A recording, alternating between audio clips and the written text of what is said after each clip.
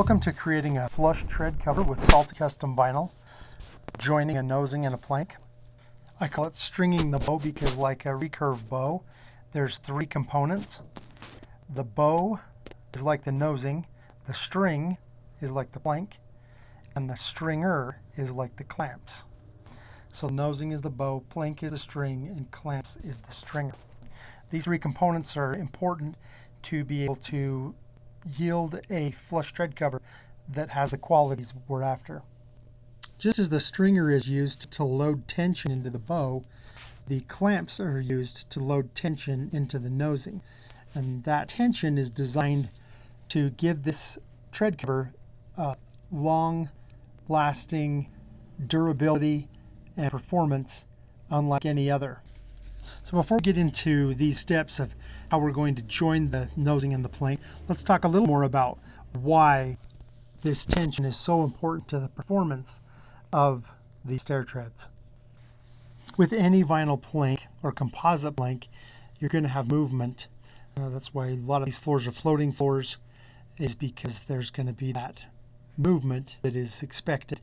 That's why the gaps are so important around the edges, so the material has room to expand and contract. Now, when it comes to stairs, this material can create problems because as it moves, it wants to pull away from the stair.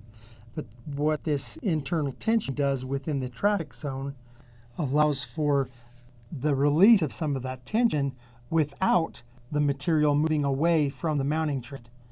And that delamination that happens often is the cause and source of the failure of so many LVP stairs, including all of the manufacturer's options for stairs.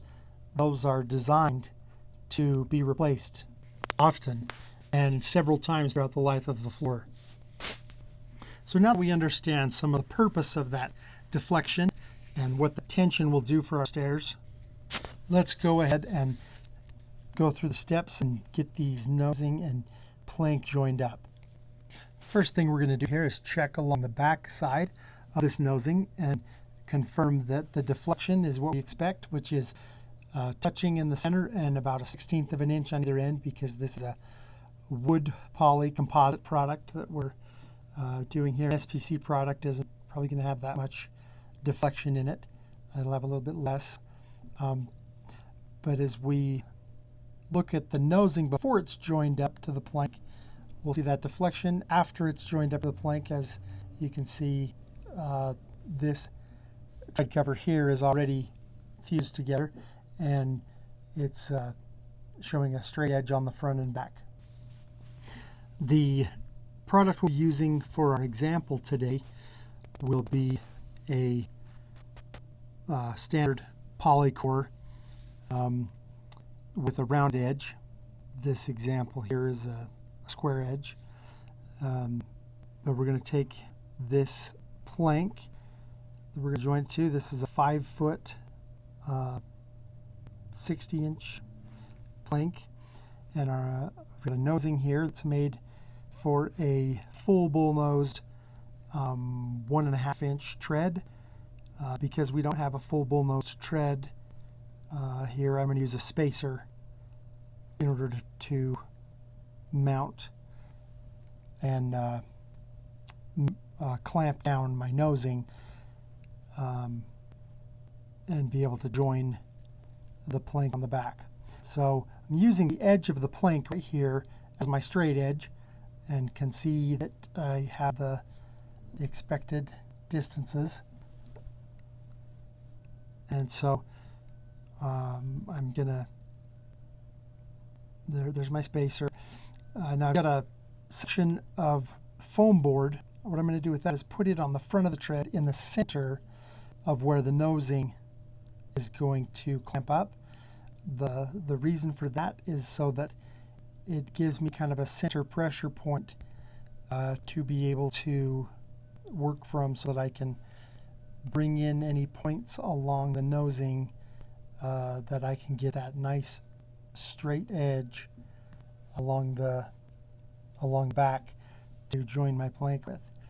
Now I've sped up this part because it takes maybe 3 minutes or so to get this all clamped up and get that edge dialed in so that it's nice and straight and the tension's loaded into that nosing. And once I've got that, looks like I've got it right there, confirmed. Now I'm going to do a dry fit with the plank. So I'm going to tip that up on a 30-degree angle and get it to set into the locking mechanism. And once I've confirmed that dry fit, I'll check along that entire joint and make sure it's good. Looks like it's perfect. And now we're ready to apply our CA glue. So the CA glue is going to come with this type of a dispensing lid. What you want to do is cut an angle on it like that. And you'll see some close-ups here that show you want to position that open side away from your plank into the channel so that you don't get any squeeze out up onto your plank. You want the glue just to be in the channel, which it gives you, if you put just a bead along there, that will give you enough that it'll give you a nice fused joint, but won't squeeze any out onto the top of your tread surface.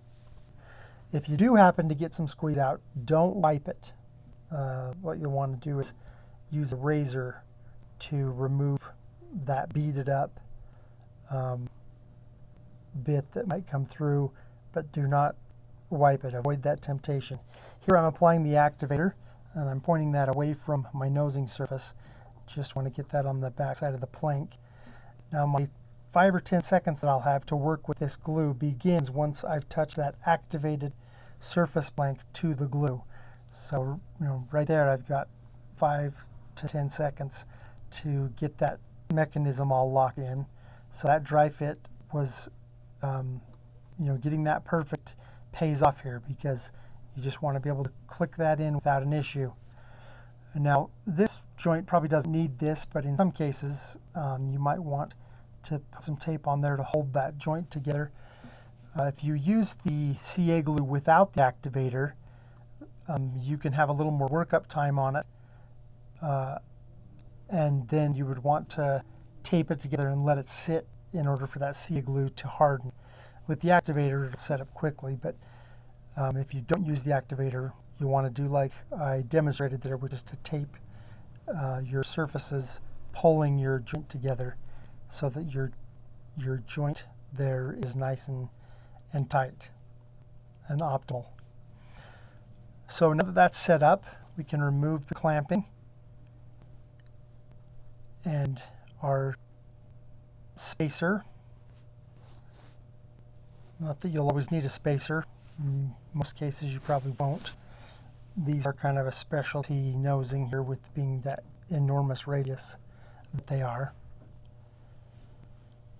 But as you can see, our plank and nosing are fused, and you can just pick them up and they'll stay together. You don't want to be too rough with them, but you've got a nice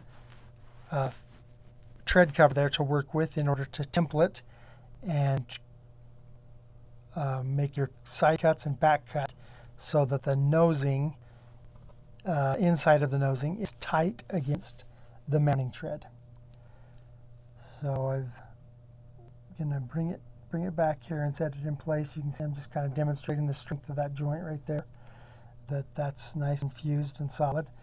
Sometimes what I'll do at this point is put tape where I know I'm going to make my cuts once I've templated, so that tape is on there and ready for me to mark it.